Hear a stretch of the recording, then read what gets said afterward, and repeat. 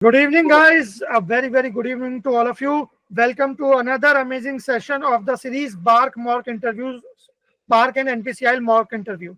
Okay, and today we have Ankur Bansal sir in our panel. Hello, sir. Hello, sir. And the candidate is Sankalp. Hello, So, sir. Sankalp, you are preparing for NPCIL interview, right? Yes, sir. Okay. So, would you like to give us your introduction? Okay, sir. Sir, myself Sankalp Rajesh Nigot, and I have recently completed my Bachelor's in Technology in Chemical Engineering from Visvesvaraya National Institute of Technology, Nagpur. And I'm resident of Pune, Maharashtra. And I have done my higher secondary education from Ferguson College, Pune, and my secondary education from Avino English Medium School. I have also done 2 summer internships, one at RCFL Trombay and second Sandvik Coromandel, Pune. During my final year, I have worked on synthesis preparation and as well as application of ceramic membranes, and my application was on methylene blue dye separation. Along with this, I have held various positions of responsibilities during my 4 years of college, and I am very well versed in subjects like heat transfer operation and mass transfer operations. Okay. So, have you prepared any subject for interview? Sir, I was in college till 18, and I just came one day before. So I was just reading heat transfer operation and mass transfer operation. Okay. And so, what are the 4 or 5 subjects you are expecting? Sir, I'm expecting heat transfer operation, mass transfer operation, chemical reaction engineering, and last one is means little bit confused because I have prepared IPC, and but I'm thinking about starting fluid mechanics and completing till my interview. So, you can keep 5 subjects also, no issues. Okay, sir. If you are comfortable in IPC, so you can keep 5 subjects also, but otherwise, no issues. बाकी आपको आज idea लग ही जाएगा discussion में. आप as session गोस sir भी हैं, आप डिस्कस कर सकते हो. 4 ही रखने चाहिए या 5 कर सकते हैं. Okay sir. तो आपका फर्स्ट, अभी आप किस सब्जेक्ट में सबसे ज्यादा कंफर्टेबल हो, हीट और मास और any other subject? Mass transfer operation. Mass transfer operation. तो let's start with mass transfer. तो आप फर्स्ट पे मास ट्रांसफर बोल सकते थे. Okay sir. Next time. Okay, good. तो ऑब्वियसली आप एनपीसीएल का इंटरव्यू दे रहे हो, तो थोड़ा बहुत आपने एनपीसीएल के बारे में पढ़ा होगा. Yes sir. ग्रेट. तो मास ये जो केमिकल इंजीनियर्स होते हैं, इनका एनपीसीएल में क्या रोल होगा? सर, ये जो न्यूक्लियर पावर जनरेशन हम करते हैं एनपीसीएल में, उसमें जो केमिकल रिएक्शन को एनहांस उसमें मास ट्रांसफर एनहांस करने के लिए हम नए नए मॉडल्स यूज कर सकते हैं. उस तरह से मॉडलिंग करके इक्विपमेंट्स बना सकते हैं. जो रिएक्टर्स होंगे, जैसे ला मोंटे रिएक्टर होता है, उसका एफिशिएंसी बढ़ाने के लिए हम डिजाइनिंग पे काम कर सकते हैं. तो एनपीसीआईएल में आर&डी डिपार्टमेंट में जाओगे chemical engineer? Yes sir. Production में नहीं जाओगे? Actually sir, I am okay with both, but R and D में मुझे जाके डिजाइनिंग पार्ट में थोड़ा देखना है. तो एनपीसीएल में आर&डी है? नहीं है सर. बार्क में मेरी पहली प्रायोरिटी वही थी, पर 0.3 मार्क्स से रह गया मेरा. नहीं, अभी तो हम एनपीसीएल की बात कर रहे हैं ना. Yes sir. तो एनपीसीएल में आर&डी है? No idea sir. वो पावर जनरेशन का ही है इतना. बट यू आर सेइंग ना कि केमिकल इंजीनियर्स तो आर&डी में जाएंगे, डिजाइन करेंगे, रिएक्टर बनाएंगे. तो एनपीसीएल में सब करेंगे केमिकल इंजीनियर्स? करते हैं? No sir. अभी तुम बोल रहे हो कि ऐसा ऐसा करते हैं, फिर तुम बोल रहे हो कि पता नहीं है मुझे. तो मैं एग्जैक्ट बताओ ना कि अभी केमिकल इंजीनियर्स एनपीसीएल में क्या रोल प्ले कर रहे हैं? न्यूक्लियर पावर को यूज करके इलेक्ट्रिकल एनर्जी जनरेट करने में केमिकल इंजीनियर सपोर्ट कर रहे हैं. तो हम एफिशिएंसी बढ़ा सकते हैं जो अब न्यूक्लियर रिएक्शंस हो रहे हैं उसमें. क्या कर सकते हैं वो मत बताओ, क्या कर रहे हैं वो बताओ. न्यूक्लियर एनर्जी से इलेक्ट्रिकल एनर्जी जनरेट कर रहे हैं. तो मैकेनिकल इंजीनियर क्या कर रहे हैं फिर? मेंटेनेंस और जो उसका देख रहे हैं, मतलब equipment maintenance, proper working and functioning. हम मतलब जो रिएक्शंस हो रहे हैं प्रॉपर टेम्परेचर प्रेशर पे हो रहे हैं, मतलब जो प्रोसेस कंट्रोल हम लगा रहे हैं. न्यूक्लियर फिजन और न्यूक्लियर फ्यूजन में डिफरेंस बता दो. सर फिजन बेसिकली डिवीजन है हायर एटम का स्मॉलर एटम्स में, और उससे एनर्जी रिलीज होती है। हैवी सिमिलरली न्यूक्लियस का स्मॉलर न्यूक्लियस लाइटर न्यूक्लियाई में। हाँ वो है फिजन, और फ्यूजन है बेसिकली स्मॉलर न्यूक्लियाई का फ्यूज करके बड़ा न्यूक्लियाई बनना, और उससे एनर्जी रिलीज होती है। पर इकोनॉमिकल पॉइंट ऑफ व्यू से फ्यूजन ज्यादा सस्टेनेबल है, फ्यूजन सस्टेनेबल नहीं है, क्योंकि जो तो एनर्जी एनपीसीएल के अंदर फिजन होता है, फ्यूजन होता है? फ्यूजन होता है सर। फिजन होता है। और सन पे? Yes sir. सन पे कौन क्या होता है? यस सर, सन सन जो सोलर एनर्जी मिल रही है हमें। फ्यूजन होता है। ओके। रेडियो एक्टिव डीके में हाफ लाइफ क्या होती है, उसका मीनिंग क्या है? Half life is the time period required to reduce the radioactive material from initial value to half value. फिर से एक बार रिपीट करो, हमको सारा वेरीफाई करना। It is the amount of time required to reduce the radioactive material from full means 100% concentration से 50% concentration में आने के लिए जितना टाइम लगेगा वो है हाफ लाइफ। बोला आपने सही है, बस उसे थोड़ा करेक्ट कर लो। 100% से 50% नहीं, इनिशियल अमाउंट से 50% हाफ होने में। हाफ होने। क्योंकि इनिशियल अमाउंट मतलब कुछ भी हो सकता है ना, 10 gram to 5 gram, 5 to 2.5, 2.5 to 1.25 and so on. Yes sir. 100% to 50% बोलोगे, इसका मतलब रिएक्शन एक बार होके खत्म हो गई, क्योंकि 100% तो सिर्फ स्टार्टिंग में रहेगा ना, बट हाफ लाइफ तो थ्रू आउट द प्रोसेस रहती है। इनफिनिटली लॉन्ग प्रोसेस है, कभी कंप्लीट नहीं होगा। ठीक है। न्यूक्लियर रिएक्टर में संकल्प आपको पता है मॉडरेटर यूज होता है? Yes sir. मॉडरेटर का क्या पर्पस होता है, रोल क्या होता है उसका? सर जो रिएक्शन है वो आउट ऑफ कंट्रोल ना जाए, जो न्यूट्रॉन्स रिलीज होते हैं उस एक्स्ट्रा न्यूट्रॉन्स को कंट्रोल करने के लिए मॉडरेटर यूज किया जाता है। इससे क्या होता है मॉडरेटर? एग्जांपल। जैसे बोरॉन मटेरियल्स हो सकते हैं, जो बोरॉन मतलब बेसिकली ट्यूब्स या फिर बार्स होते हैं जिसमें हम न्यूट्रॉन कलेक्ट कर सकते हैं। अच्छा, वाटर को यूज कर सकते हैं एज मॉडरेटर?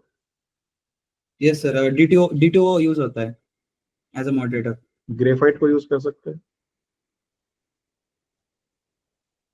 हाँ सर, ग्राफाइट रॉड्स यूज होता है। ठीक है। आपने बोला कि न्यूक्लियर पावर से या न्यूक्लियर साइंस के थ्रू हम एनपीसीएल में पावर जनरेशन करते हैं। Yes sir. न्यूक्लियर साइंस की और भी कोई एप्लीकेशन है क्या apart from power generation?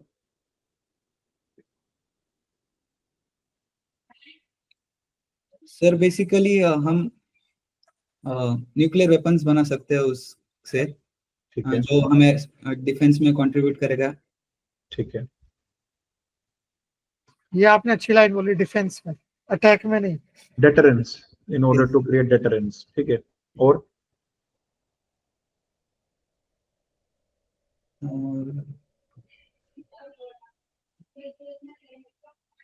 Cancer treatment में यूज होता है क्या ये? यस सर, मतलब अगर जब फिजन करेंगे हाई हाई एनर्जी एक्सरेज जब रिलीज होंगी तो उससे यूज कर सकते हैं हम। कर सकते हैं कि करते हैं?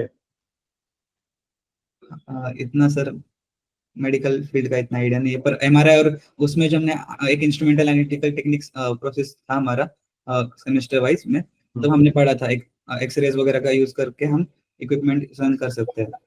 ठीक है। सेफ्टी कंसर्न्स क्या क्या होते हैं while using the nuclear power? सबसे मेजर कंसर्न तो रेडियो एक्टिव वेस्ट का proper collection as well as proper disposal होता है, क्योंकि रेडियो एक्टिव वेस्ट को प्रॉपरली डिस्पोज करने के लिए डिकेड्स चले जाते हैं, 2 से 3 डिकेड्स। तो उसको प्रॉपर कलेक्शन और प्रॉपर डिस्पोजल एक चीज हो गई। दूसरा मतलब हमें उसे कूलिंग के लिए रखना पड़ता है। बाहर कंट्रीज में उन्होंने ओशंस में डिप करके रखा है न्यूक्लियर वेस्ट को प्रॉपर कलेक्शन स्टोरेज करके, तो वैसे फैसिलिटीज हम हमारे इधर लानी चाहिए, मतलब ला सकते हैं। और मेजर जो हम प्रोसेस कर रहे हैं, तो हमारा जैसे जापान में 2011 में उन्होंने आइलैंड के अराउंड बनाया था प्लांट, तो सुनामी का भी अटैक था। उस ज्योग्राफिक लोकेशन भी देखनी चाहिए जब प्लांट बनाएंगे। और proper use of moderator as well as graphite tubes for means controlling the rate of reaction, और प्रॉपर प्रोसेस कंट्रोल होना चाहिए, ठीक है, हाई कंट्रोलर्स यूज करनी चाहिए। ठीक है, ठीक है। आयनिक और कोवेलेंट बॉन्ड में क्या डिफरेंस होता है?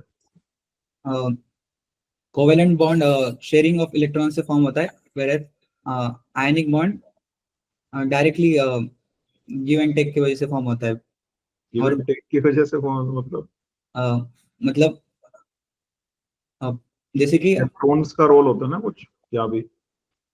हाँ, मतलब ionic bond basically highly electronegative atom और लो इलेक्ट्रोनेगेटिव एटम के बीच में फॉर्म होता है, वैसे covalent bond just sharing of electron से फॉर्म होता है। ये शेयरिंग ऑफ इलेक्ट्रॉन से फॉर्म होता है, वो ट्रांसफर ऑफ इलेक्ट्रॉन से फॉर्म हाँ, होता ट्रांसफर ऑफ इलेक्ट्रॉन से, सॉरी सर वो थोड़ा। है। ठीक है। आप मुझे बता सकते हो जो हमारे घरों के अंदर आरओ लगता है, आपके घर के अंदर है RO?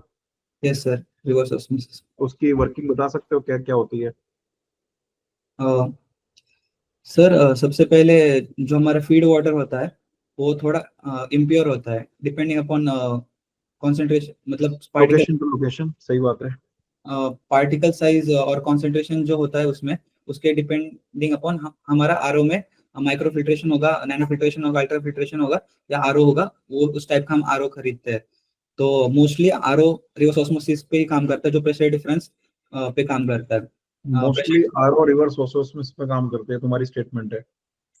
Sorry sir, RO is reverse osmosis which works हाँ, ऑन प्रेशर डिफरेंस। तो मोस्टली क्या मतलब, सारी काम करते हैं। आरओ तो होता ही रिवर्स ऑस्मोसिस है। We have to apply higher pressure as compared to remaining nano, micro as well as ultra filtration in case of क्या क्या कंपोनेंट्स है अभी, अगर हमारे हमारे घरों के अंदर जो आरओ लगे होते हैं उनमें क्या क्या कंपोनेंट्स होते हैं, बता सकते हो? मेम्ब्रेन होता है, ठीक है। डायरेक्टली हम आरओ नहीं यूज करते, उससे पहले माइक्रो फिल्ट्रेशन यूनिट होता है इसके बीच में। माइक्रो तो नहीं होता है, अल्ट्रा होता है। अल्ट्रा फिल्ट्रेशन यूनिट होता है, तो उससे हमारा प्रेशर डिफरेंस अल्ट्रा से पहले क्या होता है? माइक्रो होता है, फिर अल्ट्रा, फिर नैनो। माइक्रो नहीं होता मेरे भाई। जब अल्ट्रा कर रहे हो तो माइक्रो क्यों करेंगे? बाहर नैनो भी तो कुछ लगता है ना, आरओ के बाहर तुमने देखा है अलग से एक बना लगा कैंडल। फिल्टर, फिल्टर्स फिल्टर होते लगा होता है, वो हैं। क्या होता है वो? जो डस्ट पार्टिकल्स है उनको कलेक्ट करने के लिए फिल्टर यूज होता है। चलो सेडिमेंट बोल देते हैं उसको। सेडिमेंट, क्योंकि वो ठीक, पोर्स ब्लॉक कर सकता है हमारे मेम्ब्रेन के। ठीक बात है। फिर उसके बाद वो बात जाता है यूएफ के अंदर। हम्म, फिर उसके बाद फिर यूएफ में मेजरली जितना पार्टिकल्स पास हो सकते थे हमारे मेम्ब्रेन से, वो हो जाते हैं, जिससे हमारा प्रेशर कॉस्ट बच जाता है, इलेक्ट्रिसिटी कॉस्ट बच जाता है। जल्दी जल्दी बताओ उसके उसके बाद। बाद फिर आरओ में जाता है, आरओ में जो उसके मैक्सिमम, बाद उसके बाद सर फिर हमें प्यूरिफाइड वाटर मिल जाता है, मतलब। एक एक्टिवेटेड कार्बन फिल्टर भी तो होता है। यस सर, हमारे इसमें नहीं देखा मैंने। हमारे होता वाले है, आरओ में नहीं है। हमारे वाले आर में, सब आर में होता है भाई वो। एक प्री कार्बन फिल्टर होता है, पोस्ट कार्बन फिल्टर होता है, वो दोनों में होता है। हम्म, और क्या कहते हैं कि यूवी का क्या काम होता है? जनरली आजकल आता है ना RO plus UV plus UF. Hmm. आपके भी शायद घर में आर होगा तो वहां पे आपने देखा होगा तो यूवी लगा होगा, I think so. Kills, it acts as a disinfectant which kills the means harmful bacteria and microbes. और जनरली आरओ का जो साइज होता है वो 8 लीटर से 15 लीटर के बीच में वेरी करता है। हम्म, तो आप जब आरओ ऑन करके टैंक को भर देते हो हम्म, पानी को, तो अगर यूवी नहीं होगा तो वो जो पानी है वो काफी टाइम तक हम रख नहीं सकते उस कंटेनर के अंदर। हम्म, जो वायरस बैक्टीरिया जो भी है वो फिर अपना ग्रोथ करने लगते हैं। तो हम्म, यूवी उनको उसके लिए लगाया गया ताकि हम एटलीस्ट 24 आवर्स की स्टोरेज वहां पे कर सके। ठीक है। okay, हालांकि 24 आवर्स की स्टोरेज के बाद आइडली ऐसा बोला जाता है उस पानी को यूज नहीं करना चाहिए, उसे निकाल कर फ्रेश पानी हमें यूज करना चाहिए वहाँ पे। ठीक है। yes sir. आपको पता है कि डॉक्टर्स कहते हैं आरओ यूज नहीं करना चाहिए, डोंट यूज आरओ? तो सुना आपने ऐसा कुछ? No idea sir. No idea. RO की जब हम बात करते हैं तो आरओ जो भी रिमूवेबल चीजें होती है, इम्प्योरिटीज, उनको तो अलग कर ही देता है। हम्म, बट आरओ की मेम्ब्रेन का साइज इतना छोटा होता है कि वो जो मिनरल्स होते हैं उन्हें भी अलग कर देता है। Okay sir. तो फाइनली जो वाटर हमें मिलता है ना, उस वाटर में इम्प्योरिटीज तो नहीं होती, बट उसमें मिनरल्स भी नहीं होते, तो वो एक तरह से डेड वाटर है। ओके तो सर। उसकी वजह से बॉडी में जो calcium, magnesium and etcetera ions होने चाहिए, उसकी कमी आ जाती है, जिसकी वजह से फिर आगे बीमारियां बढ़ती है। यस। तो जनरली डॉक्टर्स अगर पूछोगे किसी से भी बात करोगे जाके, so they always suggest do not use RO only. And if you have seen that nowadays, because the companies sees that issue, so nowadays they have also added one more component in the RO, and that component is the mineral membrane or mineral filter, है ना? That is also branded as the alkaline filter. सुना है आपने? हाँ, alkaline filter सुना था। RO plus UF plus UV plus alkaline. So after the RO, the purified water goes to the alkaline filter, and this alkaline filter first of all increases the pH of the water to 8, and secondly adds some minerals like magnesium, calcium, zinc, copper and others. Yes sir. ठीक है, तो ये RO का अब जो नया version है, ये आरओ में अभी बेसिकली आने लगा है। ठीक है, तो मास ट्रांसफर का एक इम्पोर्टेंट पार्ट है ये, तो ध्यान रखना कि आरओ बेसिकली यूज नहीं करते हैं, बट अगर मिनरल्स उसमें लगे हुए हैं तो डेफिनेटली मिनरल फिल्टर के बाद उसे यूज किया जा सकता है। ठीक है, okay. What is the optimum TDS for the drinking water? No idea sir. मतलब कितना टीडीएस का पानी पीना चाहिए, इसका नहीं पता तुम्हें? या कितने टीडीएस के बाद हमें आरओ लगवाना चाहिए? No specific number, I guess. आपकी वीडियो रुक गई है। कनेक्टिविटी इशू, एक मिनट में चेक करता हूँ। आप Rejoin रीसेट कर लो, रिफ्रेश कर लो, कोई नहीं। एक मिनट में कनेक्टिविटी इशू हो सकता है। आप टीडीएस की बात कर रहे हो ना sir? Yes sir.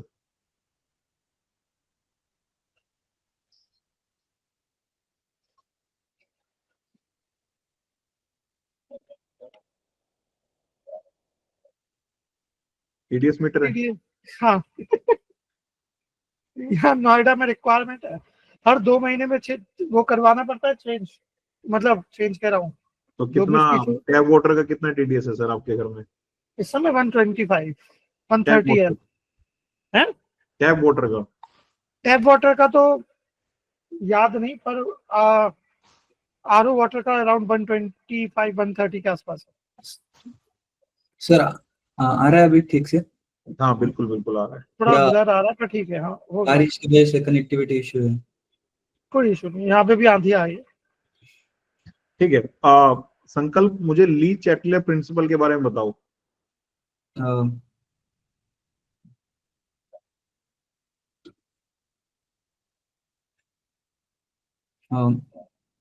According to Lee-Chatterjee principle, the reaction goes in the direction supporting the formation of, मतलब मैं एग्जांपल के मदद से समझाता हूँ कि एग्जांपल की मदद से नहीं, ली चैटले प्रिंसिपल क्या होता है, एग्जांपल तो बाद में आएगा ना। बोलता क्या, स्टेटमेंट क्या उसकी, बताता क्या है, what does it states?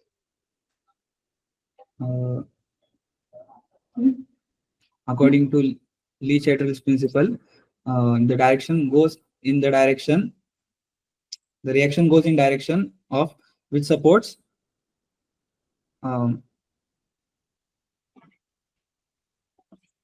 if a system at equilibrium is disturbed, then yes, आगे,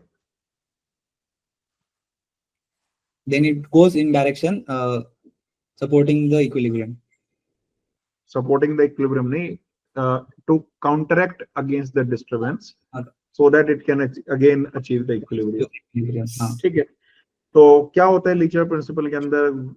टेम्परेचर, प्रेशर, कंसंट्रेशन में जो लॉज है वो बताओ। सर फॉर एग्जांपल एक इक्विलिब्रियम रिएक्शन होगी A plus B giving 2C plus D. Let's assume कि सब gases है, तो actually अगर reaction हेबन होगी, बॉश प्रोसेस ले लो। हाँ, हेबर-बॉश प्रोसेस में अमोनिया फॉर्मेशन, तो nitrogen plus hydrogen giving ammonia, तो जो हमारे प्रोडक्ट्स है उसमें मोल्स कम है। For example NH3 plus 2NH3, मैं मास बैलेंस करके 2 बता। + 3H2 2 gives 2NH3, ये तो बच्चे को पता है यार। ओके सर, तो प्रोडक्ट के जो मोल्स है वो कम है एज कम्पेयर टू जो रिएक्टेंट के मोल्स है। तो अगर हमें रिएक्शन को फॉरवर्ड डायरेक्शन में लेके जाना है तो हमें प्रेशर मतलब मोल साइड रिएक्टेंट साइड ज्यादा है ना, तो बढ़ाना पड़ेगा, तो वो रिएक्ट प्रोडक्ट बनेगा हमारा। या फिर हम जब जैसे रिएक्टेंट बनता है तो उसे निकालना पड़ता है, मतलब प्रोडक्ट जो बनता है निकालना पड़ता है, इससे हमारा रिएक्शन फॉरवर्ड मूव करता है। कंसंट्रेशन किसकी बढ़ानी पड़ेगी इस रिएक्शन में जिससे कि फॉरवर्ड डायरेक्शन में जाए? अगर हम रिएक्टेंट्स की कंसंट्रेशन बढ़ाएंगे तो वो फॉरवर्ड चले जाएगा, और अगर हम प्रोडक्ट्स की रिएक्शन कंसंट्रेशन कम करेंगे तो रिएक्शन फॉरवर्ड जाएगी। इसलिए हम जैसे अमोनिया फॉर्म होता है तो हम उसको रिमूव करना स्टार्ट कर देते हैं। एक केमिकल रिएक्शन की रेट को कौन से फैक्टर्स अफेक्ट कर सकते हैं?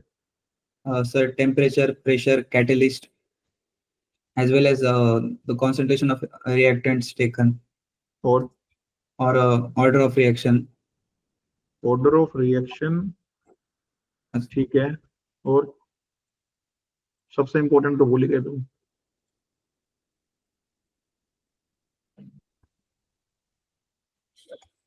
Surface area. Surface area. Gibbs free energy का क्या रोल होता है in predicting the reaction spontaneity? Sir अगर गिब्स फ्री एनर्जी नेगेटिव हो तो रिएक्शन स्पॉन्टेनियस होती है, अगर वो पॉजिटिव हो तो स्पॉन्टेनियस होती है। एक्सटर्नल हमें एनर्जी अप्लाई करनी पड़ती है, तब जाके वो रिएक्शन फॉरवर्ड मूव करती है। जब हम बोलते हैं कि रिएक्शन स्पॉन्टेनियस है तो उसका क्या मतलब है कि रिएक्शन स्पॉन्टेनियस है? वो रिएक्शन का डायरेक्शन फॉरवर्ड जाएगा, मतलब A+B गिविंग C+D।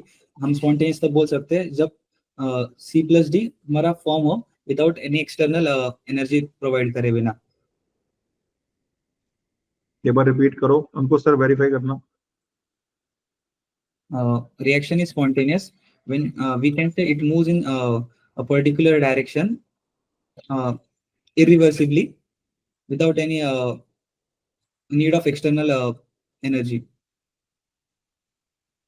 आप स्पॉन्टेनियस प्रोसेस या स्पॉन्टेनियस रिएक्शन के बारे में बता रहे हो? हाँ हाँ, करेक्ट। ठीक। तो वेंडरवॉल इक्वेशन लिख के बताओ मुझे संकल्प, आफ्टर दी मतलब एक तो नॉर्मल आइडियल गैस इक्वेशन है, वेंडरवॉल इक्वेशन जो होती है वो वाली। एक मिनट सर, मैं पेन लेके आता हूँ। ठीक है।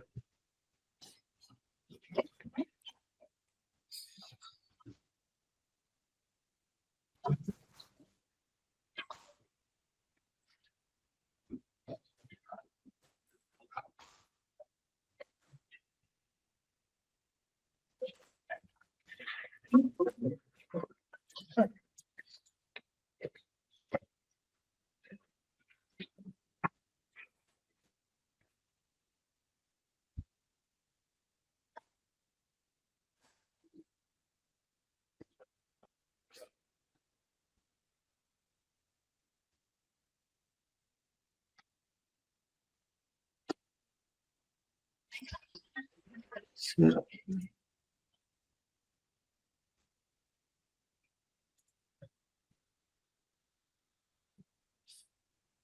P minus A by V square into V minus NB is equals to nRT. Repeat करो। P, sorry,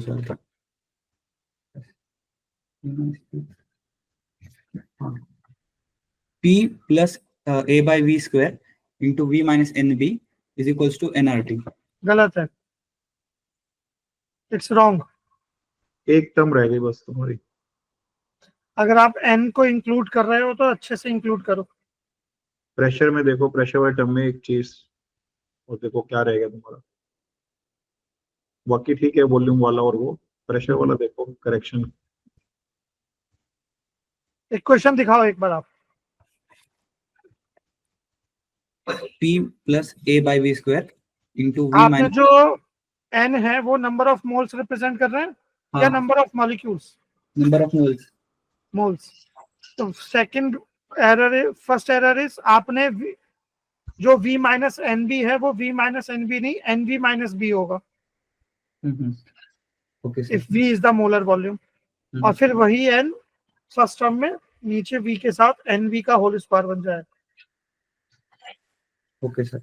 या फिर अदरवाइज आप सीधा सीधा यूनिट मोल के लिए लिख सकते हो p plus a upon V square v minus B equal to R. Okay, sir.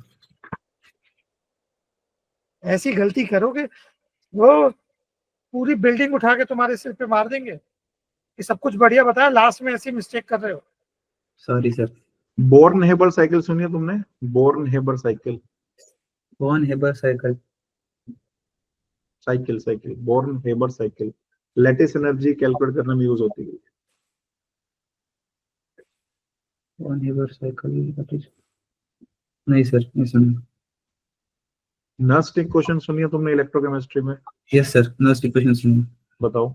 Electrode potential calculate करने के लिए यूज होता है वो एक पर्टिकुलर टेम्परेचर के लिए, अगर हमें रेफरेंस टेम्परेचर और रेफरेंस इलेक्ट्रोड पोटेंशियल पता हो उस पर्टिकुलर मटेरियल का, और वो होता है E is equals to at any temperature E is equal ET is equals to E naught at reference temperature minus RT divided by NF into ln activity, मतलब, और उसमें फैराडेज कांस्टेंट है। ठीक है, good, thank you. Ankush sir. Yes sir, just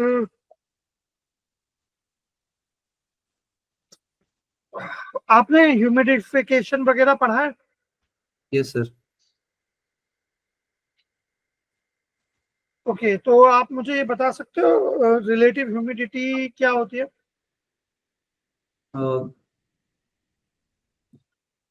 What is the moisture content in the air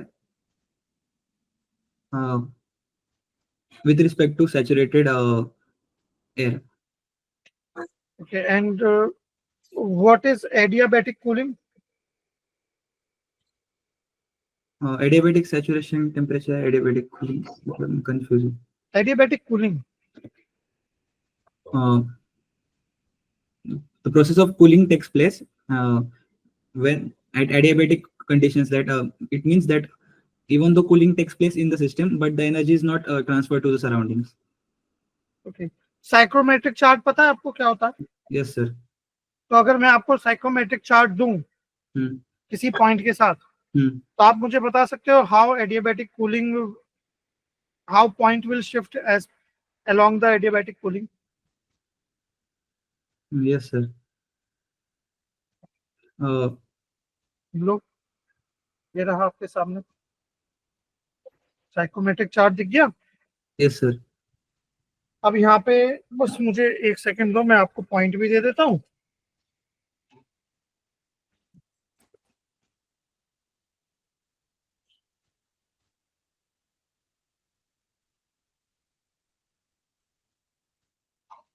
let's say this is my point. Okay sir. ये point visible है? Yes sir. ठीक है, अब आप मुझे एक मिनट मुझे देखने दो। इसमें आप मुझे बस ये बताओ कि in which direction it will move if adiabatic cooling occurs, like north east, north west, ऐसे करके बता सकते हो आप। मैं आपके लिए सिंपल कर देता हूँ, ये हो गया north, south, east, north waste. North west मतलब आपके कहने का मतलब है during adiabatic cooling it will move like this, something like this. और थोड़ा इस साइड जाना चाहिए, मतलब उसका टेम्परेचर भी कम होगा। मतलब ऐसे? हाँ ऐसे type. Why? First of all cooling हो रही है तो टेम्परेचर कम होगा, और उसके साथ साथ उसका ह्यूमिडिटी भी बढ़ते जाएगा, और इस क्योंकि कूलिंग होने से मॉइस्चर कंटेंट बढ़ेगा उसके अंदर, और वैसे ही उसकी रिलेटिव ह्यूमिडिटी भी बढ़ेगी। Okay, and what about the enthalpy? Enthalpy,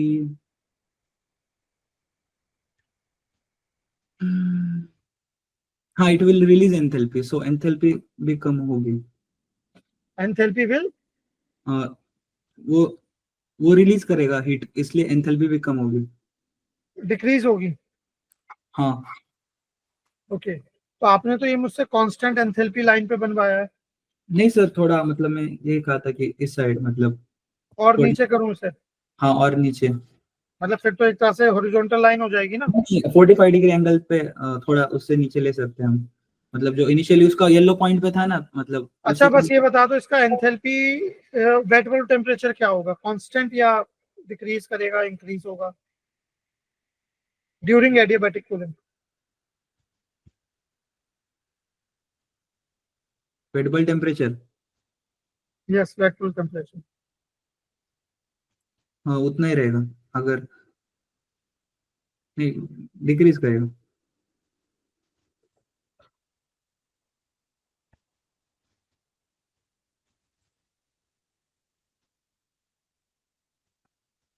wet bulb temperature same रहेगा, करेक्ट। हम्म, मैं आपको दिखा भी देता हूँ, ये आपका एडियाबैटिक कूलिंग का केस हो, हम्म, जहाँ पे आप ए से बी में जा रहे हो ड्यूरिंग द एडियाबैटिक कूलिंग, क्योंकि कोई हीट एक्सचेंज नहीं हो रहा सराउंडिंग के साथ, तो आपका जो सिस्टम है उसका ड्राई बल्ब टेम्परेचर डिक्रीज होगा। एक मिनट जरा, वो बैटरी कम हो गई, उसको चार्ज पे लगाते तो या एक मिनट। अब ये हम आगे बढ़ते हैं, क्या है इसका?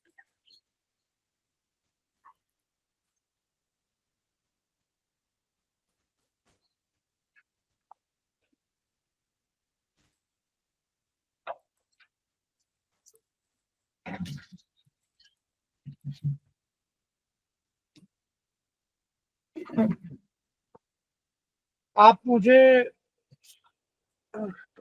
आपने रेफ्रिजरेशन साइकिल पढ़ी है थर्मो में? Yes sir. हो जाओ, सेटल हो जाओ एक बार आप।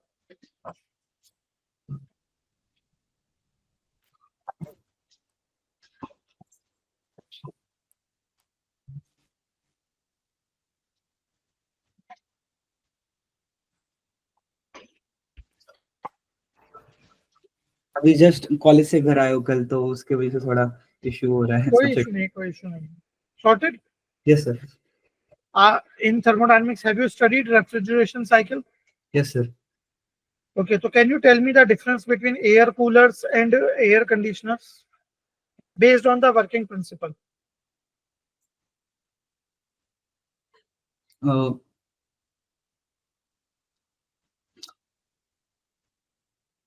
मतलब what is the working principle of air cooler and what is the working air principle of air conditioner conditioner? Reverse Carnot cycle पे काम करता है। एयर कंडीशनर कार्नोट साइकिल पे काम करता है। रिवर्स कार्नोट साइकिल, वही मतलब। वो तो इमेजिनरी होती है ना। हाँ हाँ, तो मतलब अगर मैक्सिमम मतलब आउटपुट पे चलाना है तो उसी रिवर्स कार्नोट साइकिल पे चलता है। is it practically feasible, possible? No sir, it's theoretical concept to understand. Theoretically की बात ही नहीं हो रही, हम तो वर्किंग प्रिंसिपल की बात कर रहे हैं। उसे आप बोलो रेफ्रिजरेशन साइकिल। हाँ, रेफ्रिजरेशन साइकिल में first we compress the air. बस मैंने वर्किंग प्रिंसिपल पूछा है, नाम, डिटेल्स नहीं।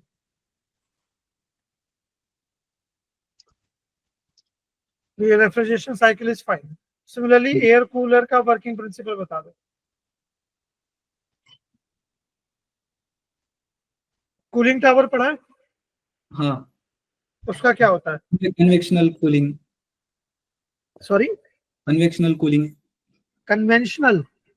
हाँ, या फिर कन्वेंशनल कूलिंग मतलब? कन्वेक्शनल कूलिंग टावर्स में डिफरेंस, टेम्परेचर डिफरेंस के बेसिस पे कूलिंग होता है बिटवीन हमारा लिक्विड। मैं कूलिंग टावर्स की बात कर रहा हूँ, कूलिंग टावर्स। हाँ हाँ, उसमें कन्वेंशनल कूलिंग कहाँ से आ गई? मतलब सेंसिबल कूलिंग की बात कर रहे हो ना आप, जो सेंसिबल हीट होती है। फोर्स्ड कूलिंग टावर्स में फैन यूज होता है। इवेपोरेटिव कूलिंग सुना है? हाँ, क्या होता है? Basically we evaporate the liquid using air, gases, air. in order to take cooling to take place. जो आपने एडियाबैटिक कूलिंग बोला था उसी तरह का कॉन्सेप्ट है एक तरह से। Liquid comes in contact with unsaturated air, so liquid molecules will tends to evaporate, and for evaporation they first get vaporized, and for vaporization they need latent heat. Yes, sir. जो वो liquid bulk से लेते हैं, फिर liquid bulk उस latent heat को air से लेता है। Yes, sir. अल्टीमेटली उससे वो अलग चीज है, पर सरफेस मॉलिक्यूल्स के इवेपोरेट होने की वजह से जो बल्क का टेम्परेचर डिक्रीज हो रहा है लिक्विड बल्क का, उसी को हम इवेपोरेटिव कूलिंग बोलते हैं। Yes, ये sir. मेरा कूलिंग टावर का प्रिंसिपल है, यही मेरा एयर कूलर का प्रिंसिपल है जो घरों में लगा होता है।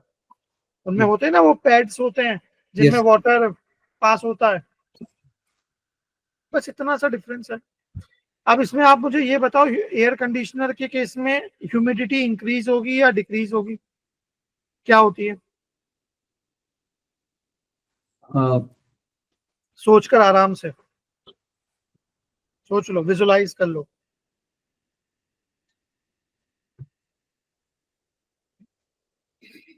अगर हम वाटर कूलर यूज कर रहे हैं तो ह्यूमिडिटी इंक्रीज होगी। एयर कंडीशनर, अच्छा, एयर कंडीशनर में नहीं होगी।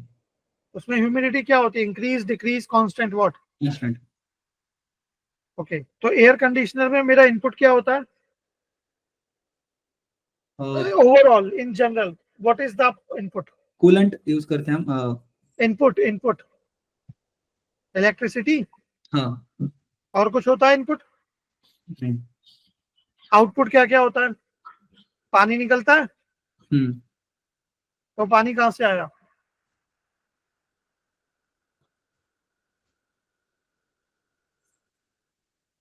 हाँ, एसी के अंदर प्रोड्यूस हो गया या फिर हवा से? नहीं, ह्यूमिडिटी। हाँ, ह्यूमिडिटी डिक्रीज होता है। एयर से आया ना, हाँ, तो ह्यूमिडिटी क्या होगी? डिक्रीज होता है। डिक्रीज होगी। और एयर कूलर्स में अगर नॉर्मल एयर कूलर्स है जिसमें अगर पानी नहीं डालते तो पानी एयर कूलर का मतलब पानी ही होता है जनरली, तो फिर इंक्रीज होगी। इंक्रीज होगी, करेक्ट। कितना सिंपल है, क्यों इतना आप वो कर रहे हो, सोच रहे हो? आराम से सिंपल रखो। सॉरी नहीं, मतलब मैं एक बात बता रहा हूँ, डोंट डू ओवर थिंकिंग। जितना आप चीजों को सिंपल रखोगे उतना आपके लिए अच्छा है, क्योंकि अगर आप बड़ी बड़ी बातें करोगे तो फिर मैं भी बड़े बड़े क्वेश्चन पूछूंगा ना फॉलो अप में। Yes, sir. फिर आपको फंसाने का मन करेगा मेरा कि ये तो बहुत ज्यादा ही वो स्मार्ट बन रहा है, चलो आओ वापस नीचे लाते हैं।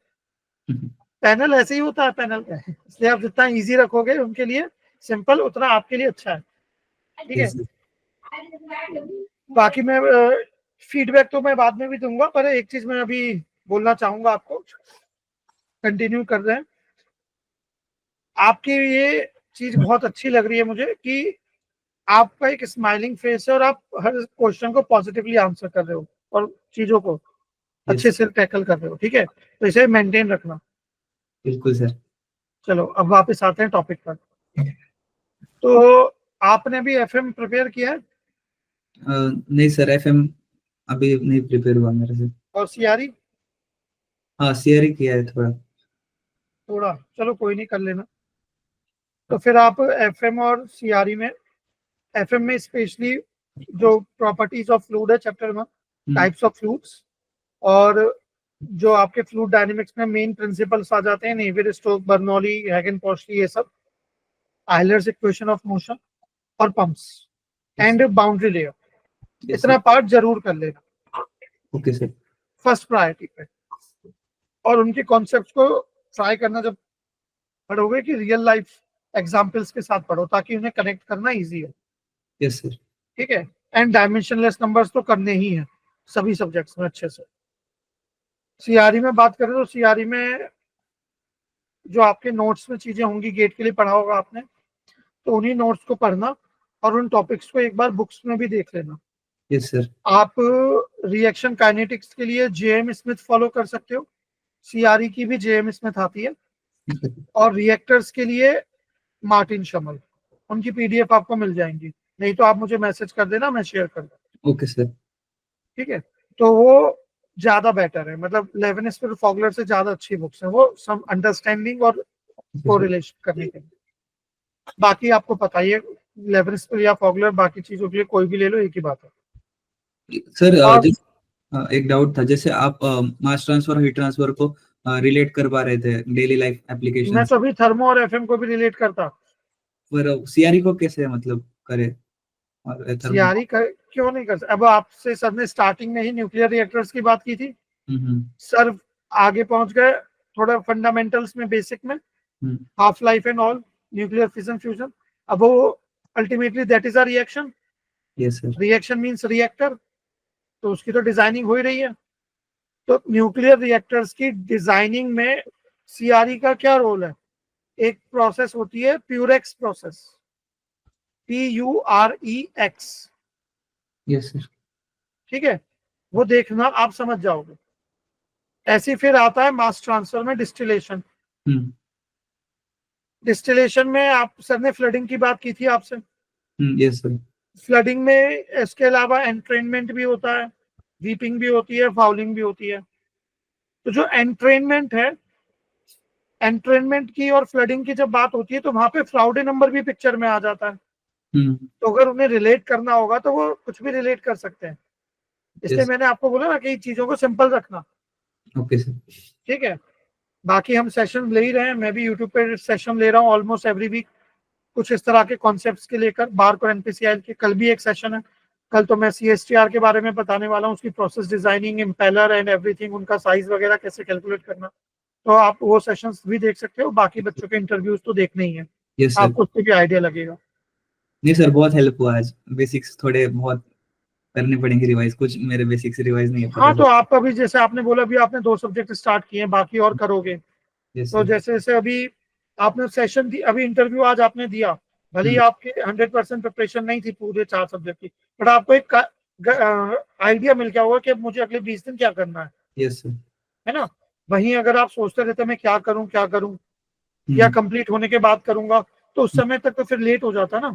Yes sir. क्योंकि इतना कुछ है, हम क्या करें हमें खुद नहीं पता होता। तो दैट इज वन थिंग, और फीडबैक मैंने आपको दे दिया। और बाकी अगर कुछ डिस्कशन करना हो या किसी टॉपिक के बारे में जानना हो तो आप मैसेज करके आप वैसे पूछ सकते हो, कोई इशू नहीं। Okay sir. ठीक है, और बस अपना ये जो आपका ये एटीट्यूड है ये मेंटेन रखना है, it's very good attitude, positive, कि आप स्माइल के साथ, कॉन्फिडेंस के साथ बैठे हो। मतलब कहीं भी मुझे ऐसा फील नहीं हुआ कि आप जबरदस्ती आंसर कर रहे हो। ठीक है, और चीजों को थोड़ा सिंपल रखो बस। ओवर, मतलब आप ऑलरेडी आपने बहुत अच्छे आंसर किए, पर बीच बीच में कुछ जगह आप थोड़ा ओवर थिंकिंग कर रहे थे, which was not required. Keep it simple, जितना सिंपल रखोगे उतना अच्छा है। ठीक है, क्योंकि आपसे एक्सपेक्टेशन भी है कि आप एनआईटी से हो, एनआईटी आईआईटी के स्टूडेंट से, तो ये एक्सपेक्ट होता है कि वो चीजों को सिंपल रखते हैं। तो आपने काफी रखा, पर बीच बीच में कुछ जगह आप थोड़ा एक्साइटमेंट में या किस वजह से आगे जा रहे थे, वो मत कर।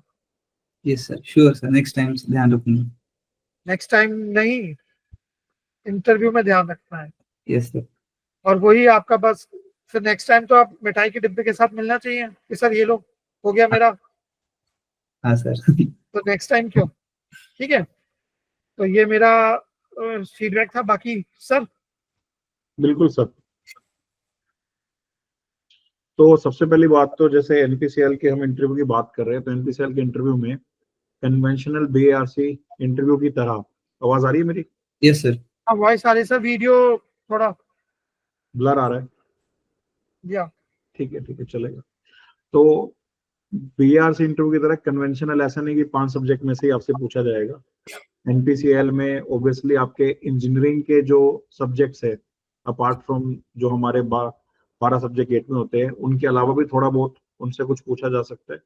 एंड जो 11th-12th का बेसिक्स है, फिजिक्स और केमिस्ट्री, उनसे भी चीजें पूछी जा सकती है। सो जैसे अंकुश सर ने आपसे क्वेश्चंस पूछे और मैंने आपसे बेसिक्स क्वेश्चन पूछे, basics about the nuclear science, basics about the chemistry, और जिस तरह के आपने रिस्पॉन्स दिए, जैसे आंसर किए, तो I am very much satisfied with that. है ना, कि आप पढ़ के आए हो, आप प्रिपेयर्ड लग रहे हो। सबसे अच्छी बात है कि आप प्रिपेयर्ड लग रहे हो और मोस्ट ऑफ द क्वेश्चंस के आपने आंसर दिए और सही आंसर्स दिए। जहाँ पे नहीं भी दिए तो थोड़े बहुत हिंट कैच करने के बाद आपने उसके आंसर दे दिए। तो मेरे नजर में तो आप प्रिपेयर्ड हो, है ना। बस सर जितने भी दिन आपके हैं इंटरव्यू के, इनमें थोड़ा और प्रिपेयर करते रहो। बाकी बॉडी लैंग्वेज वाइज सही था सब कुछ, कॉन्फिडेंस सही दिख रहा था, नर्वस नहीं हुए आप, आंसर्स में डिटेल थी, डेप्थ थी, तो everything is okay at my and. तो मुझे तो लगता है कि अगर ऐसा ही इंटरव्यू आपका वहां पे चला जाएगा तो फिर डेफिनेटली आपका सिलेक्शन हो जाएगा फॉर श्योर। बस जितने भी दिन है, अगर कोई ऐसी चीज है जो नहीं पढ़ी है, एक बार एनसीईआरटी देख लो 11th की 12th की, यस सर वहीं पे बच्चा फंसता है बेसिकली। ऊपर ऊपर से एक बार बस रीडिंग ले लो, याद कुछ नहीं करना है, रीडिंग ले लो, ताकि हल्का फुल्का वहां पे कुछ पूछा जाए तो तुम बता पाओ। ठीक है। यस सर बाकी बीटेक के सब्जेक्ट्स तो अगर गेट की तैयारी करिए तो वो तो बता ही देंगे, उसमें कोई ज्यादा बड़ा चैलेंज। Thank you sir. आपसे ही सब कुछ पढ़ा था 2-3 सालों से तो उसका इम्प्लीमेंटेशन होगा इंटरव्यू में। बहुत अच्छा इम्प्लीमेंटेशन हुआ, मॉक में बहुत अच्छा इम्प्लीमेंटेशन हुआ, and I am very sure कि रियल इंटरव्यू में भी अच्छा implementation. Thank you sir. All the very best. Sir thank you Ankur sir. All the best.